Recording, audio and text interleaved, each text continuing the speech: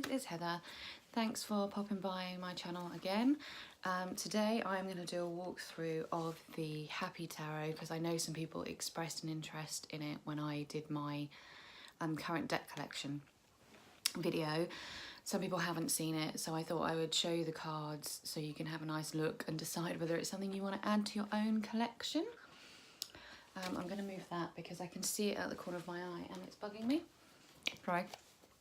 So the deck, I'm going to go straight into it. The deck is by Lo Scarabeo and it's by Serena Ficcia, I think is how you would say that. Now I was talking to my boss today who is Italian about how you pronounce the C's like this, and I'm sure it's Ficcia or Ficcia or something like that, but I'm probably wrong. It's a nice little tuck box. They just don't last very long. I've not had the deck a huge amount of time and it's already wearing away, falling apart at the bottom. I don't think it's got much life left in it, to be honest. The box is really pretty. It's a really pretty sunny colour. The top says 78 Arcana and a little booklet. A powerful tarot deck with a positive attitude. And then in the back it says, happiness changes the world. Every morning is a brand new day, just perfect to be happy. I quite like that. There's an idea within life coaching, sort of NLP, that what we focus on, we feel. And I think that kind of really buys into that statement, you know, every day is a new day to be happy. If we focus on the things that make us happy, every day is a new day to be happy, kind of thing. So I really, really like that. The little white book is actually a leaflet. And unusually for Lo Scarabeo, it's only in English. There are no other languages on it. So it's got a little, it's numbered. Each page is numbered, look, which is great, really handy. It's got a little bit about tarot, and it talks about tarot. Tarot is fun, tarot is playful, tarot is the combination of the cards, art, and your human imagination that draws out the message the tarot wants to give you right now, today. The Happy Tarot invites you to bring a light heart and positive point of view as you receive that message. When you read a tarot card, you can choose whether to see its meaning as positive or negative. Even the most negative cards can be interpreted with an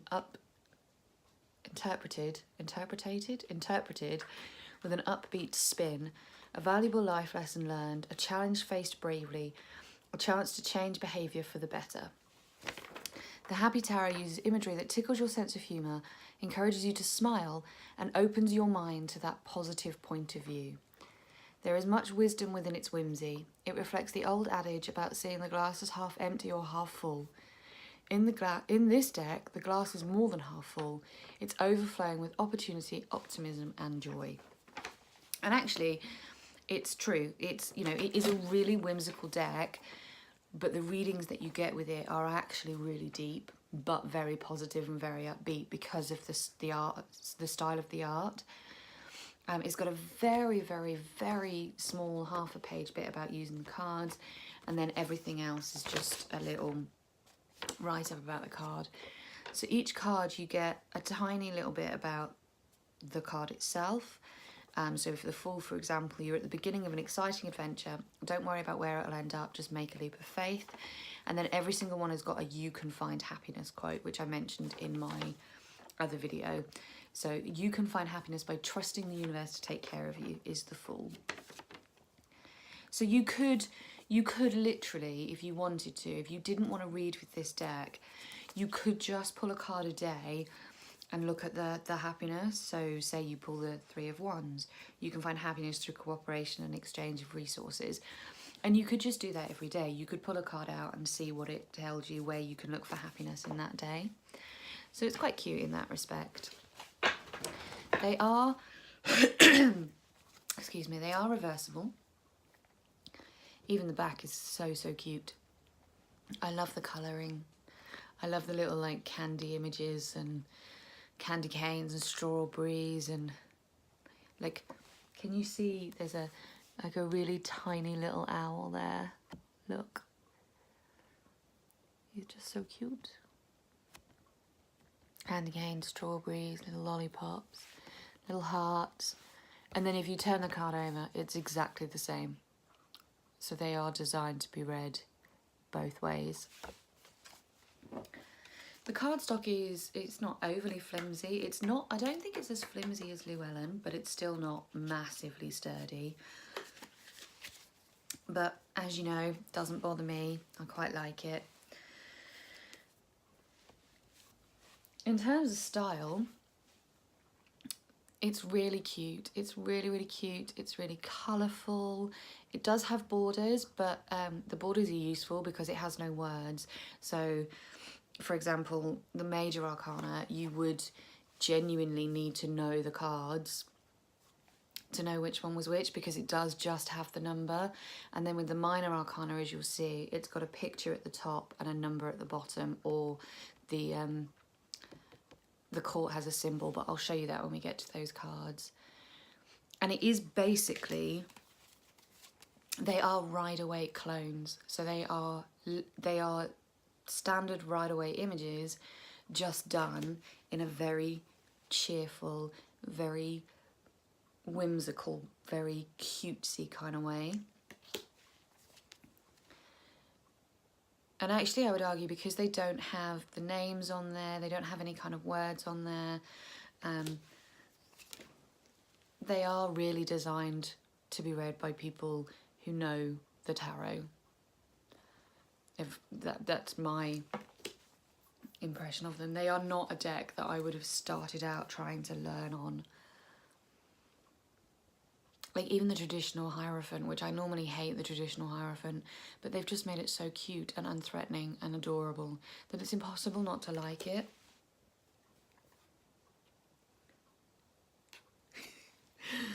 Look at the lovers, right? Look, the angel is laughing at them. Look at the face on the male. Look at him, looking so proud of himself. And she looks so impressed. They're so cute. They are so, so ridiculously cute.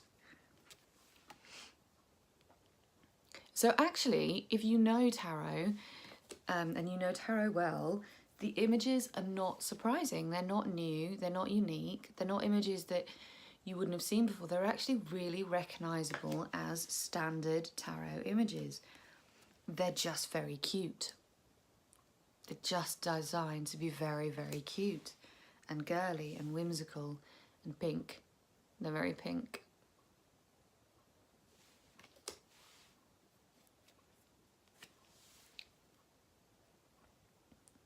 Everybody looks so happy. Everybody in every card just looks adorably happy.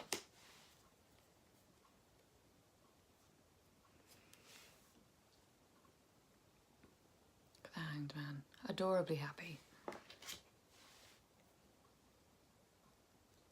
I love death.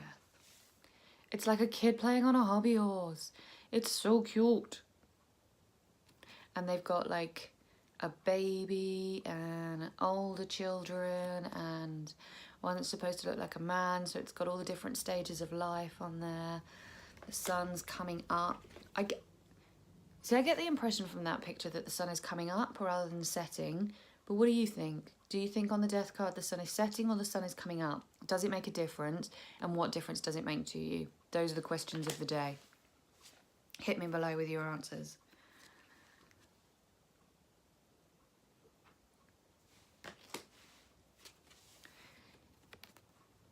Like even the devil card is the cutest card. I want a plushie of this devil because he's so cute. It's just, it makes my teeth hurt with how cute he is.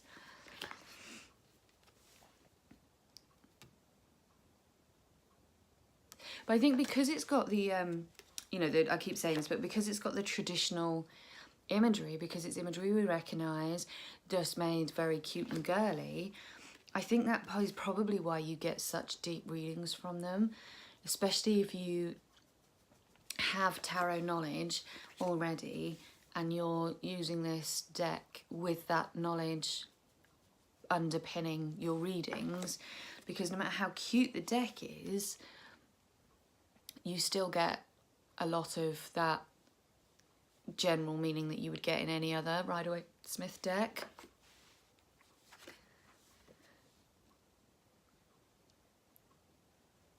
So, as I was saying, with the court cards, not the court cards, the minor cards.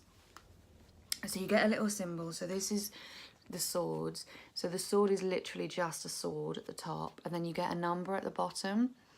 So this is the ace. I'm not going to tell you the numbers. I'm sure you can see them for yourself, but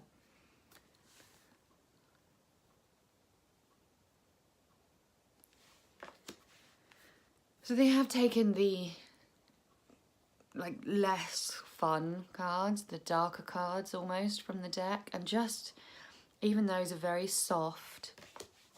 And that's the thing, it's not that it's overly positive and saccharine as such when it reads. The readings are quite deep, but they're quite soft, they're quite gentle, they're quite kind. It gives messages in a way that isn't blunt. There's nothing blunt about this deck. It's very, very soft and friendly. It's great for like inner child readings and stuff. This and the Crystal Unicorn one are just great for getting in touch with your inner child. In inner child readings, it really, really works for that because it is just so whimsical. And it's also, sometimes you need to hear it, but you just want to hear it in a way that isn't gonna like rip your heart out and stamp on it in front of you or whatever. You just want it to be a little bit softer, and that's definitely what this deck delivers. So with the court cards, I'm not necessarily so keen on the way they've done the court cards. So you've got, I've just put those down. So you've got the page has got like this little arrow thing here on the bottom.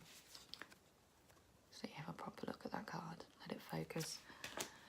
The knight has got a little horse head, little like hobby horse head. And then the queen and the king, not so much in this deck, but it can be quite difficult on first glimpse to tell which is the queen and which is the king. And the only real way to distinguish between the two is that the queen only has 3 points on her crown and the king has 4. So I think they could have done a little bit more to differentiate between the king and the queen, because they can be quite difficult to tell apart.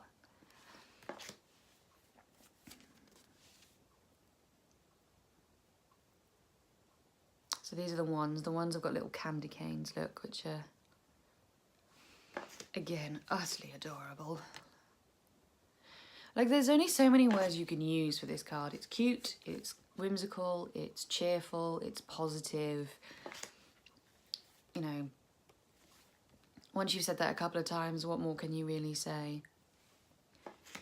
I like that all the horses have been replaced with hobby horses, and that it's, all candy and children and ice cream, and it's very much a inner child deck.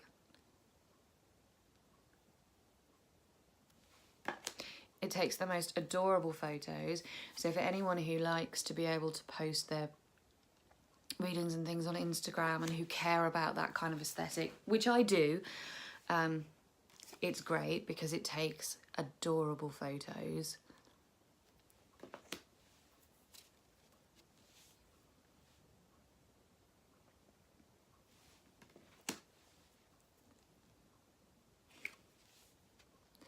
And all the majors, each card has like a colour theme as well. So you probably, hopefully you've noticed that there's a bit of a theme for the colour of each suit. So this one is obviously very orange and pink and sort of reddy, whereas the swords were very blue.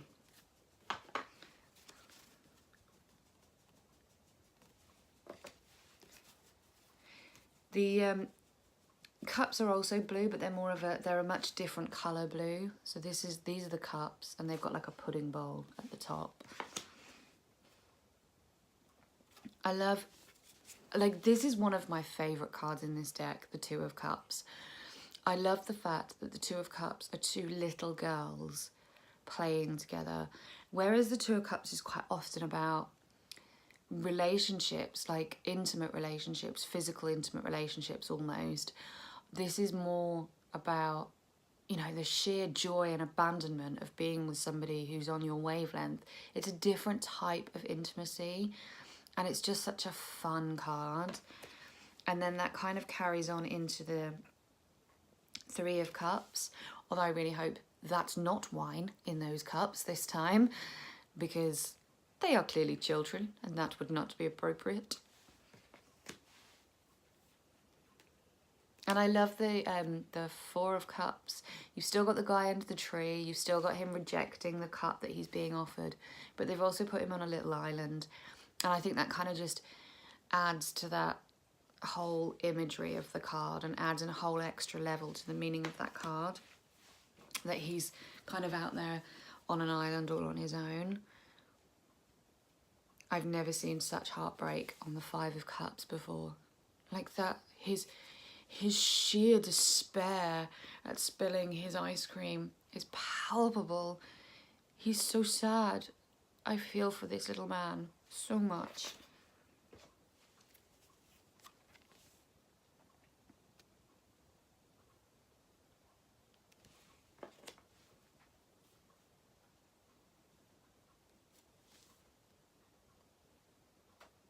The only thing with the Seven of Cups is the things inside of the Seven of Cups haven't really changed. So they've still got the same sort of things inside the cups that you get on your standard Ride Away, which is great, it's just fine. But I think it would have been better if they'd done something that would have appealed more to the child that's peering in there, because they all seem like pretty crappy options for a child.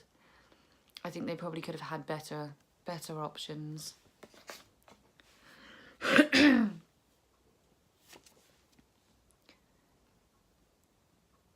There is nothing smug about that Nine of Cups. That is sheer delight and joy and nothing else. There is no smugness there, which I really like.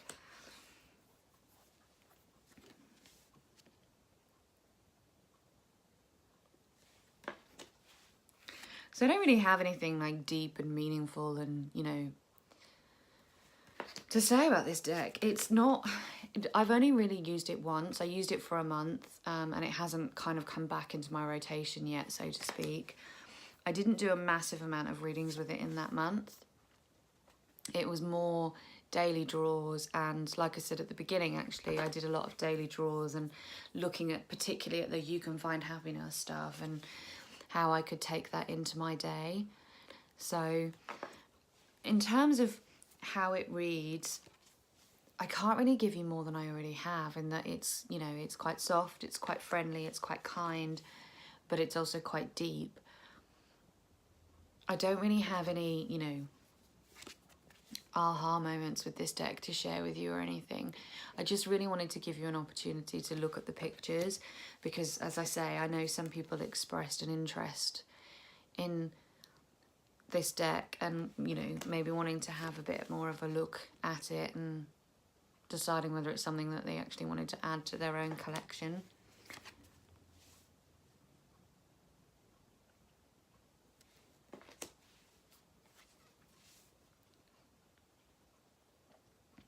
And I also think, I don't know about you, but I think, oh, sorry, I just kicked the camera. Cute is fine, and cute is lovely and great, and I'm a big sucker for cute and whimsical, which is why I bought the deck in the first place. But only for, you know, small periods of time. I don't want cute and whimsical all the time. I want it when I'm in certain moods, or I'm in a certain mind frame, or I just need something a bit softer or a bit kinder. I'm just having one of those days where I really want something that's just a bit more whimsical and fun. It's not a deck that I would use as a regular deck. It's a deck that I would pull out when I was feeling that need.